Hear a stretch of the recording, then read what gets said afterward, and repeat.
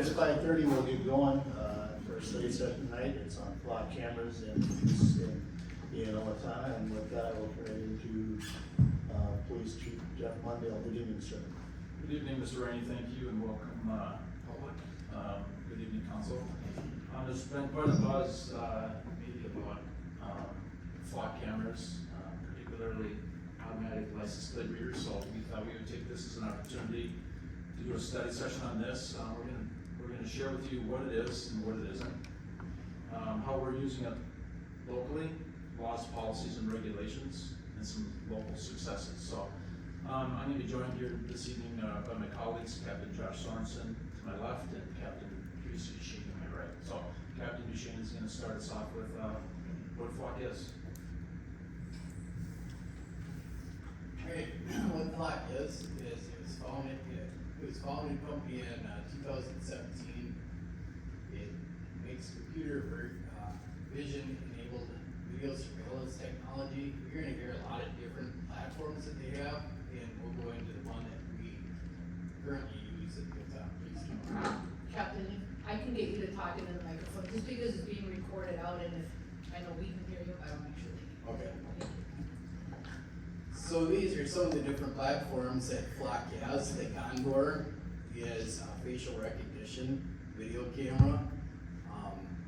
The drone one, that would be a drone that would be deployed as soon as a call for service comes out, and it'll fly to the area. And dispatch officers would have on-site visual. Raven, that is a gunshot detector. And the Wing, I'm not 100% sure on this one. From the research I did, I think it is able to take law enforcement video and pair it with private citizens or companies that have it. And then you got the Falcon, the automatic license plate reader.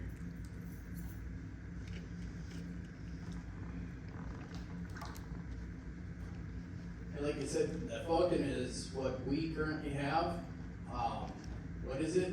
It scans license plates and reads the information, analyzes it through the state database. It's a pointer system to aid law enforcement in these alerts. Pointer system meaning it directs us there. We still have to verify the information.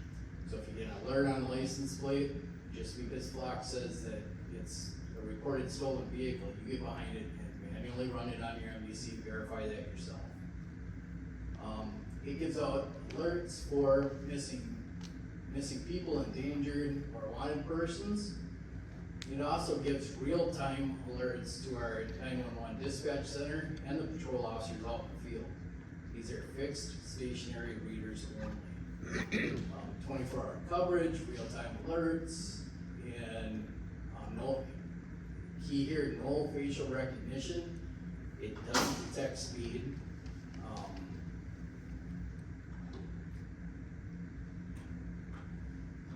What the Falcon ALPR is not is a traffic camera, a video surveillance system, a speed detection system, a system to detect facial recognition, person or race. Prohibited uses are immigration enforcement, traffic enforcement, harassment, or intimidation, used based solely on a protected class, and personal use.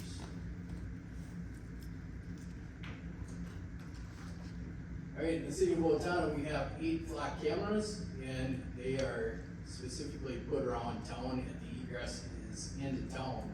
I want to comment too, is you see, I'll cover the first one, northbound. It's at Cedar Avenue and 22nd Street Southeast. That is only capturing northbound traffic. These cameras will only capture traffic one way. The second one would be Bixby Road and 18th Street. Again, that's facing northbound, getting northbound traffic. Eastbound traffic at Bridge and Allen. Eastbound traffic at Hoffman and I-35. Westbound traffic at Hoffman and I-35. Now this one is facing westbound because we still have quite a distance before city limits on Hoffman Drive, but it also is where we have our Walmarts and Lowe's and all these other businesses there. So a lot of people coming off the freeway are going in there, and that'll detect stolen vehicles and everything I mentioned before. 26th Street, State Avenue, that's eastbound coming into town. Southbound, once they hit North Cedar and 24th Place. And then westbound at 46th Street and I-35 out by Quick Trip. I'm gonna take over the slides now and just go over what does flock provide to us as law enforcement at LPD. It's just patrol. Patrol will be out and about, and you get a flock hit, and they can head to that direction and try to locate that vehicle. And then, like Captain Duchesne said, confirm that it's whatever the issue was, whether it was stolen, wanted person, confirm that you have the right vehicle, and then you can stop it.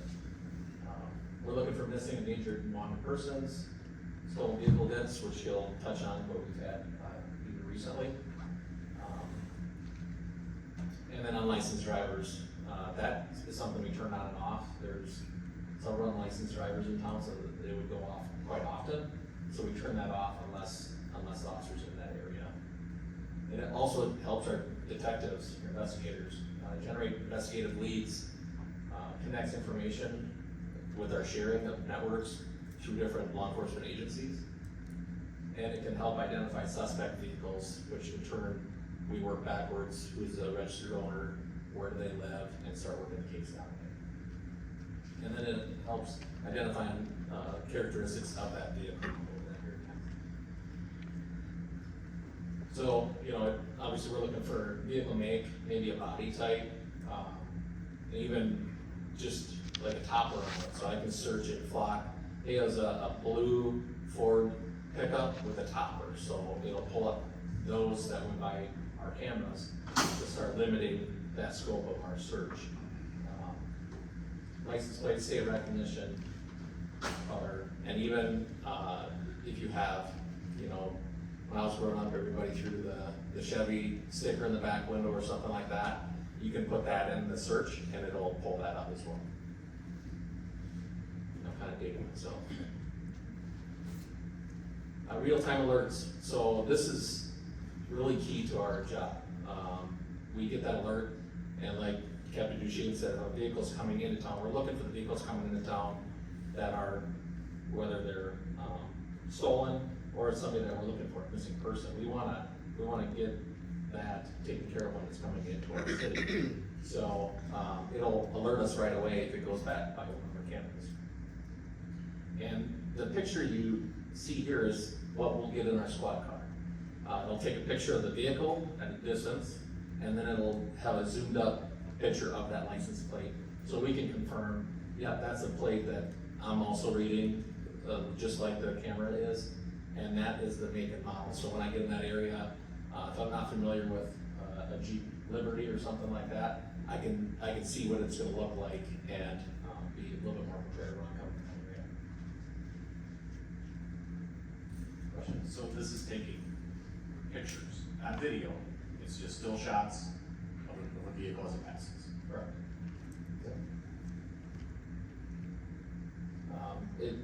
Like I said, that one shows an alert, so just an example of a Cadillac converter, we had a lot of those a few years ago. That would come up as a hit, that's another agency was looking for that vehicle, and it would come up and say, hey, they're in your city, so be aware of that. With the flock system, we have a transparency portal that is right on our city website. And you can go in there, go into the government, police page, go into our briefing room, and then you see it right there. That gives, it's always updated of how many vehicles came by our cameras uniquely. I think I'll touch on this here next. But it gives a little bit of data of what we're seeing out there. This is also on there. Our data is retained for 30 days. We have a total of 8 cameras. This was probably done about a week and a half ago. There was 150,000 vehicles that went past our cameras. So we definitely have traffic in town, and there's a lot of traffic coming and going from other cities as well. Captain Duchesne, I don't want to jump ahead here, but he'll go over what we've got even from other cities that had crime that comes to Owatonna. The number of hot lists on there, that includes all, hits, alerts, unlicensed drivers, anything like that. So you can see we had 5,946 hits on our cameras in those 30-day stretch, so. This is a big topic, when we hear about flock is, hey, where's this data going, or is there my data from my vehicle, is it getting, given to other people? So there are safeguards involved in this, and this is kind of where we'll go over BCA, FBI approved cloud-based storage. So it has been, vetted through the BCA and FBI. So I've got a question on that last slide. Unlicensed drivers. That does mean underage drivers. That's the owner of the vehicle currently doesn't have a license to drive, correct? Correct, yeah, it would just be under, wherever you register that vehicle under, some registered owner, whether it's the main owner or the second owner, but yeah, that's only, if your kid's driving it and he's 14 and he took dad's car, that's not gonna tell us that he's driving. Okay, that's it. Bottom right, it says number of hot list hits 5946. How do you dig through that? You certainly didn't respond to 6,000 hits. No, so we can limit which ones actually get dispatched to us or go to our dispatch. So we have, like I said, the unlicensed drivers, we'd have shut off because dispatch, they'd be inundated with all of those. But the officers, when they get into an area, if they're patrolling, say up by Bridge Street, they might be sitting somewhere, honoring traffic, they could turn it on. So if people are coming in town and they have they're not licensed, we could maybe stop some cars there, but that'd be turned on and off. So, yeah, there is a lot of hits there, but we're not dispatching them, we're responding to them currently. We want the ones that are a little bit more high priorities, what we have set currently. Dan? You mentioned it, flags and would bring up unlicensed drivers or vehicles. That usually means probably uninsured licensed vehicles, true? It depends, but there's a lot of times where we can issue a citation for no insurance and unlicensed drivers. Seems to me that number of uninsured, unlicensed probably is equal to those that, I mean, if it doesn't bother for a license, why is he gonna bother for insurance? Yeah. Seems like they'd be about the same number, but I don't know. Hey, So I asked, Chief Mondale about this previously. So, let's say you wanted to see, how many times did Nate go to Dunkin' Donuts in the past 30 days? You could type in my license plate, you could look and see how many times I was by Dunkin' Donuts. Well, that'd be a violation of policies. Right, but you could do it. You could put your plate in, but you would have to go by one of the cameras. So if you're staying within the city limits or not going past those cameras, we can't. There's no way to track you or do anything like that. Right, so if you did that, let's say just search to see, did I go by this one camera? How many times in the past 30 days did I go by this camera? So you could do that search. Then, who would know that you did that search? Like, can somebody else look and see, oh, yep, this officer did this search, will there ever be a check on it? Like, why were you looking to see why this guy was in this area? Like, is there some check on that? Because obviously there's stories of people using it to see where their girlfriend is, so I want to see if she's actually going where she says she's going. Yeah, and that's where I think in what we're hearing on social media that there is been abuse by maybe law enforcement and other agencies. We have never had that. We do have checks and balances with our system, so in order for me to put your plate in, I need to put a case in for it. So I need to associate to a case that we currently have open to be able to run your plate too. And you would not have the ability to go in later and delete all of that. I mean, someone would know that took place Yes. in another area, it's not as though it can be managed, covered up. And Mr. Dawson, the other thing that Flock has recently implemented and designed in their system is an audit assist. So if there's unusual activity by a particular user running Mr. Dotson, in his vehicle, that would be probably like, why is that plate or that license plate brand that frequent? the system would alert administrators such as us on that for us to look into that further. Because there are certainly some opportunities where some of those things could slip through the cracks. But I think Flock has done a nice job to assist administrators to design illegal use. How much visibility there is there on the public side once it's been utilized? Like, can that be publicly available? Hey, here's how it's been used, here's the searches that have happened, here's the people that have been picked up, just so that there's some level of public awareness. And I understand if you're in the middle of so you're looking for a missing child, you're not gonna say, hey, we put this license plate in, because we think this vehicle might have a child, but after the fact, is there a way for that to be publicly visible? Yes, I'll cover some of the laws and regulations on it, but there's some audit trails that do become public. The information is limited, but some of that information is available.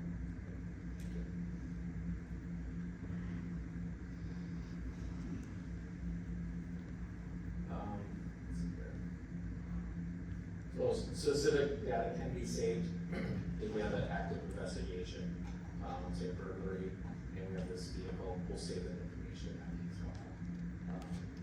And all the data is encrypted on the device during transfer, and in the cloud as well.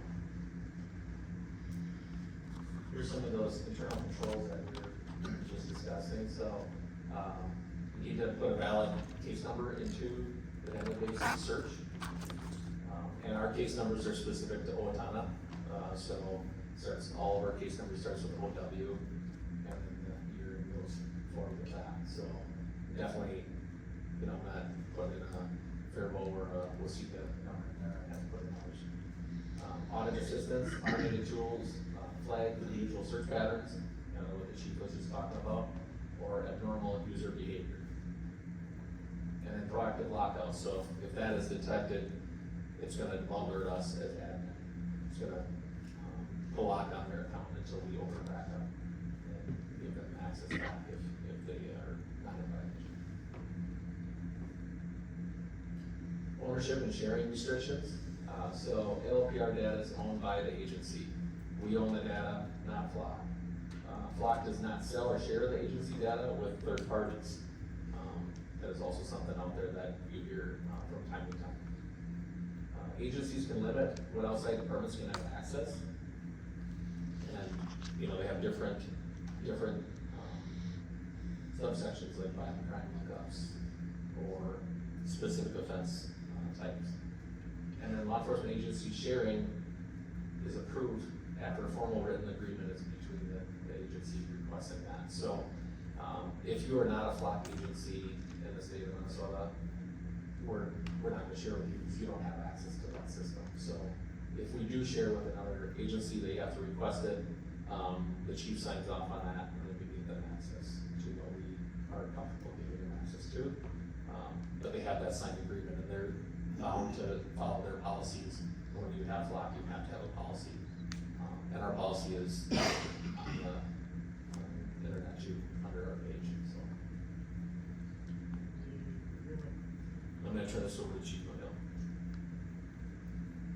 All right, some of this information is gonna be a little bit redundant of what Captain Sorensen was just talking about, but we wanted to highlight here that some of the use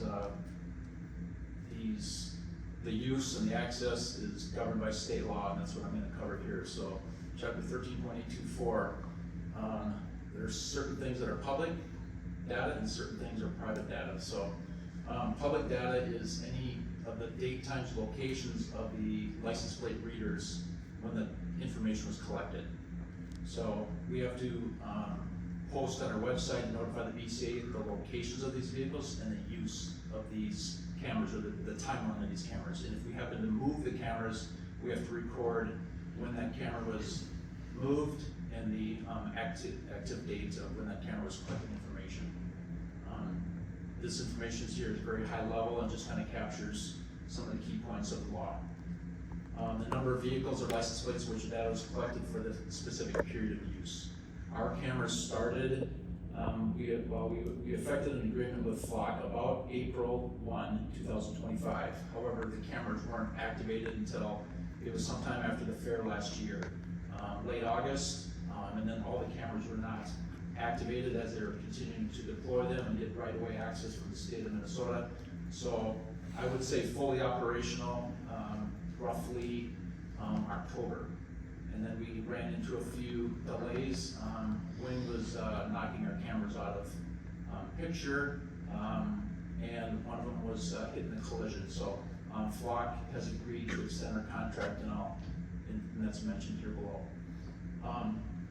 The other part of the information that's public is all the databases that we use, federal databases and state. The number of vehicles that identify vehicle license plates that has been stolen, a warrant for the driver, or the owner rather, or the owner was suspended, revoked, or canceled, or other investigative or active investigative data. The results of the biannual audit. So that will be due about August 2027. And that is an independent audit that will be performed by MinSec, Minnesota Security Consortium. Mr. Dodson, to your question, the use and access in the audit trail is public to the extent that it's not authorized or not otherwise classified. So some things that would be classified non-public, confidential data would be active law enforcement investigations. Our contract expires about February 12th, 2027. Information that is public or private data is data collected by the ALPR data is private data on individuals or non-public. So for example, like the vehicle scans, the license plate numbers, timestamps, images of the vehicles captured. So that image that Captain Sorensen showed up there, what the officer sees in their car, that is for illustration purposes. That happens to be an out-of-state license plate. That information is actually private data. It's only for law enforcement use only. Routine tracking data, unless it becomes part of an active criminal investigation file or is subpoenaed via court order, that is private data. ALPR data must not be used to monitor or track an individual's subject of an active criminal investigation unless authorized by warrant or unless exigent circumstances exist. So Mr. Dodson, to your question, that would be prohibited use. Continuing on from chapter 13.824, ALPR data must be destroyed no later than 60 days from collection. That is a state law. However, Owatonna PD has a policy, and it's actually a default of the Flock program that we destroy that information after 30 days. So we're more restrictive than what state law allows. Unless that data is tied to an active criminal investigation, then we pull that off and save it in the criminal investigation file, but it's removed from the Flock system. Authority to access data. ALPR data can be used for legitimate, specified, and documented law enforcement purposes only. So only under agencies that access our data must be authorized in writing by me or one of my designees. So for example, if another agency has a Flock system, they have to request the data, and they have to have policies in place and agreements in place. And it's a summary of the state laws that we're kind of going over here that they have to follow by. And the agency has to receive their own training, and the agency has to audit and supervise their own employees on the use of their Flock system. However, they may be able to access our cameras. The use of these cameras must be based on reasonable suspicion to access the data. And again, it has to be tied to an active criminal investigation, and it has to include a case number so we can track the legitimacy of it and the reason for the search. So any lying, anything like that is a complete violation of our policy and the code of conduct, and officers or users could be subject to strict disciplinary actions. Access levels and permission levels is based on the official duties. So for example, a records technician does not have full access to use the system. They might have limited access to share with other agency agreements. And our detectives and our patrol officers have similar access. Detectives may be able to expand a little bit more to create like a hot file on entering somebody's vehicle in the hot list. Under chapter 626.8472, written policies required. So it's my responsibility to establish and enforce written policies relating to the use of ALPRs. Any misuse is subject to a criminal, civil, and administrative penalties.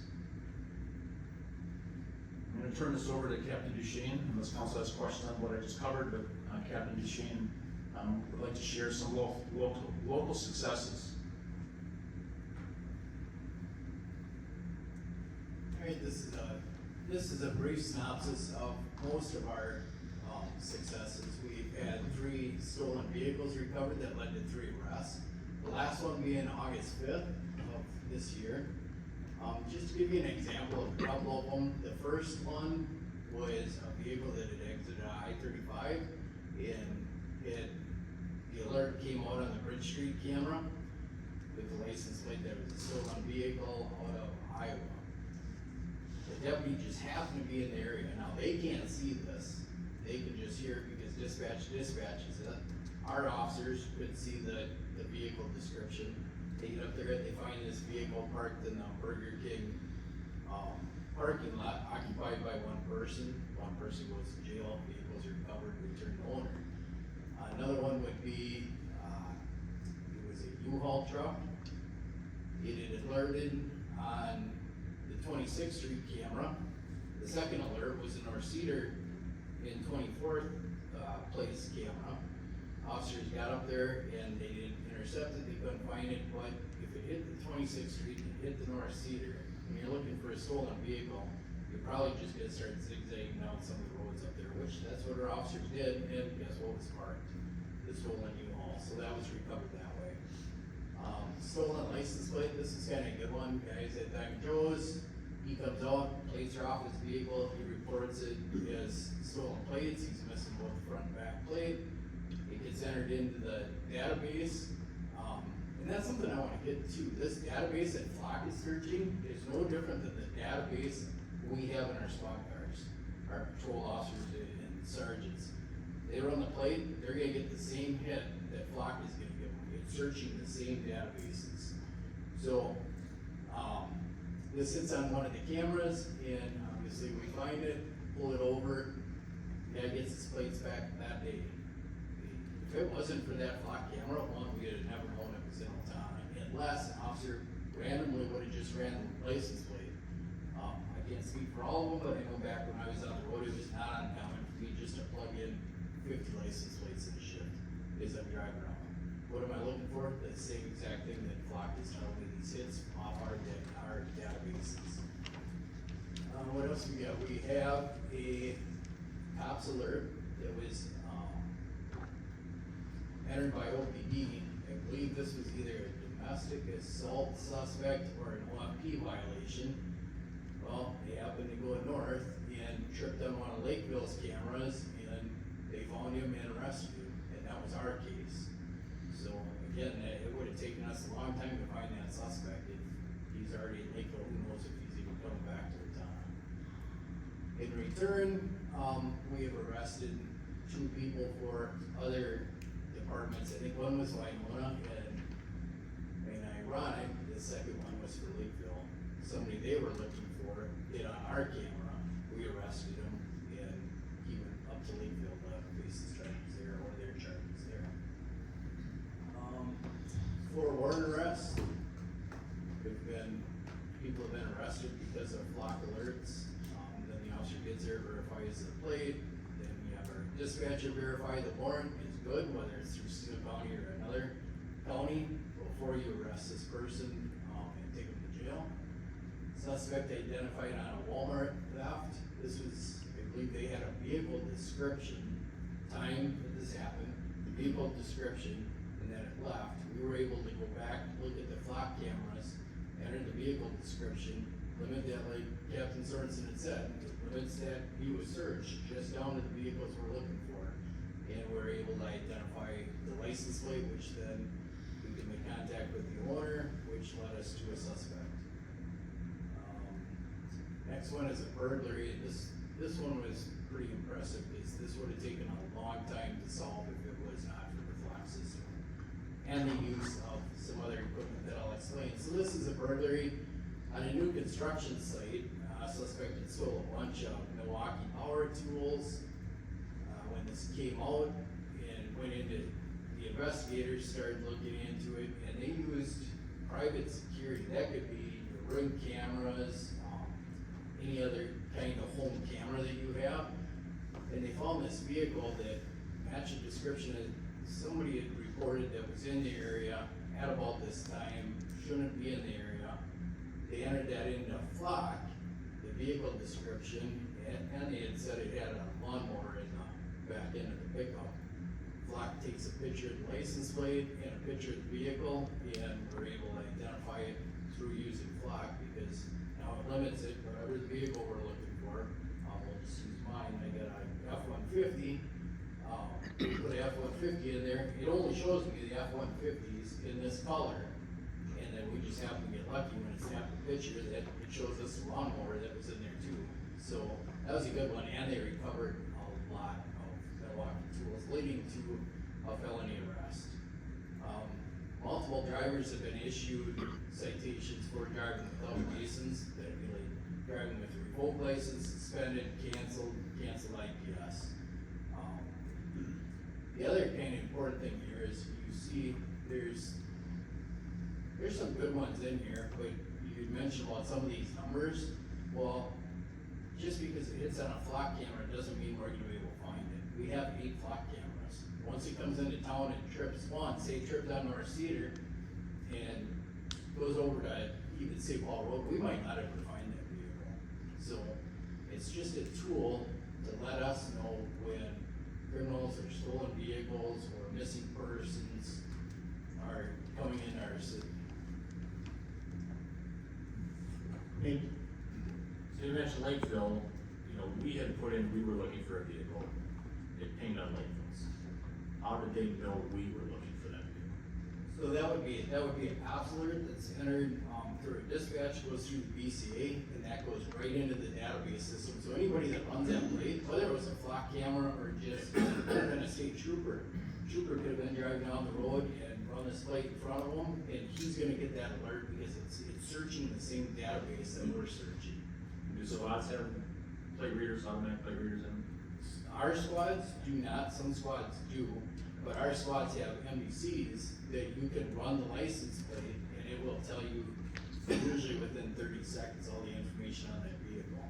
So that's how they would have found that if it wasn't for the Flock system. Flock just does it way faster and more efficient than officers. Officers can never punch in that number of vehicles in a 30-day period. There's no way.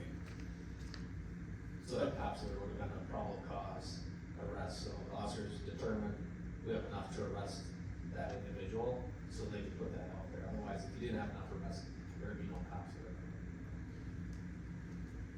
So Chief, I've been reading every Flock article that comes up and see lots of crazy things that have happened with it, but within our use here, I know we have the 30-day setup. If you've read, Flock has just reduced some of them to 7, I believe. Maybe even any new ones are 7 moving forward or something. So most of these successes seem to be examples of pretty real-time data. Is there any reason we want to keep stuff for 30 days? That's 7 days, my understanding, it's a new tool that Flock is implementing, but it's the sharing agreements. That they only have access for 7 days. We'll maintain access for 30. Joe, is that correct? Yeah, that's something that is a new security feature that Flock is offering. You'd have to turn it on or off. So, but any new sharing agreements with other agencies is limited to a 7-day window for them, for the other agency. Okay, so we're good with 30. Yes. And is there any uses within 30? If 2 weeks later you get a hit, somebody said, I saw a blue truck, that's useful information then? Yeah, most of our crimes are reported within that first 24 hours, unless somebody's gone and there's a burglary at a home or something like that. It serves as more of a database. So for some of the examples that Captain Duchesne shared here, if you search the database and you're looking for this red Chevy pickup truck, it allows you to look a little bit further for that lead. Now, on that particular case, I do want to highlight, we didn't have a license plate at all. All we saw was a side profile of a vehicle. That's it. And we were able to use the Flock system that took still images of vehicles coming through that camera, but it matched that search criteria of that that red Chevy or that whatever make and model, we were searching. And it just narrows that down, based on, 150,000 vehicles that it scanned in that 30-day period. It reduces our work just to a narrow window. And then when we can match up that vehicle to that surveillance system, that home surveillance system, you can make a positive identification and then grab that license plate and then work your investigation from there. Something that just a few points that I want to highlight here. So we have this in our, we have to stop Mr. Ray. Not a question, Oh, sorry. We had some great successes with the block system, and you hear on social media, there's horror stories. Has, excuse me, Owatonna experienced any horror stories? Pardon me, sir? Any horror stories of, okay, we pulled over the wrong person, or is there any of that that's happened in Owatonna? No, because like you saw on one of the slides, this is a pointer system. So it points us there. So if there was an error on flock or the plate, we already implemented, there's a secondary, humans gotta verify that. So I get behind the vehicle, I run the plate, now it comes back stolen, then our dispatcher is gonna verify it's stolen with whatever county it's stolen out to. So there hasn't been anything where you go, oh geez, sorry, we messed up, but it's just been successful the way we've had it, and there's no issues at this point. Thank you. You have to, law enforcement officers have to do their diligence on, looking for that vehicle that was mentioned in the alert. They have to do their diligence on running that information through their squad computer, which is tied to, the state, driver's license files, rerunning that information, and then receiving that same alert, which would be coming from the Minnesota Bureau of Apprehension. So like Captain Duchesne said, it's a pointer system. It's a good tool to use to help you, so, great, I think it's a good use of what we're looking for. So what I did want to mention here was, this is part of our 2027 budget, to renew the flock. Subscription is $24,000 for 8 cameras. So it's part of our budget, and part of our budget presentation. It will expire on February 12th, 2027. Like I said, they had extended it because of the system wasn't completely up, or they had some cameras down, so I negotiated or asked for an extension of that, so we are to be extended until February 12th. Now we have a 30-day cancellation, otherwise it automatically renews. I want to bring that forward to the board, that if you wish us to cancel this, we'll listen to your recommendation, but we're here to tell you that we recommend flock, and we recommend continuing to use it. I think there's just a lot of misinformation out there, and certainly there's been misuse of information as well. So I feel like we have tight controls in place in our agency, and how we're using it. And the other part is we only have eight ALPRs. It's not like we're imposing mass surveillance on our community with, for example, 50 cameras. Now in that regard, you'd be able to monitor people's movements a little bit closer. Well, these are just 8 cameras, they're publicly notified where they're at, and you can't really find out the intimate details of a person's life and where they're going and what they're doing with just 8 cameras. The case that came to point in the city of Norfolk was Schmidt versus City of Norfolk. Their cameras were challenged based on the number of cameras in their community, and the Federal Court of Appeals ruled that they were constitutional. So at this point in time, until Minnesota changes their laws, or until our Minnesota Supreme Court or our U.S. Supreme Court says they're unconstitutional, we plan to still use them.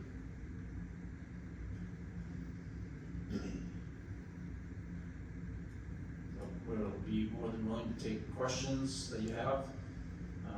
Other questions?